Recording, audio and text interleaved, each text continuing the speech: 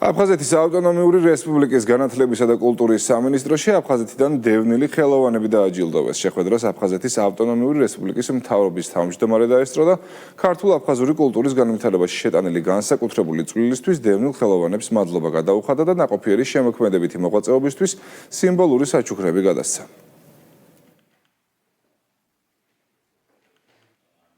დღევანდელი დღე არის კიდევ ერთი დასტური იმისა, თუ რამდენად მნიშვნელოვანია აფხაზეთთან დაკავშირებული კულტურა და მისი პოპულარიზაცია არა მარტო საქართველოს მასშტაბით, არამედ მსოფლიოს მასშტაბით. დღეს ჩვენ დავაჯილდოვეთ ის ადამიანები, რომლებმაც აქტიური მონაწილეობა მიიღეს აფხაზეთთან დაკავშირებული კულტურის პოპულარიზაციაში. ძალიან მნიშვნელოვანია ის ფაქტი, რაც დღეს მოხდა, რომ ადამიანები, რომლებიც ამდენი წლების განმავლობაში მოღვაწეობენ შემოქმედებით დარგში, ფასდებიან და დაფასდნენ.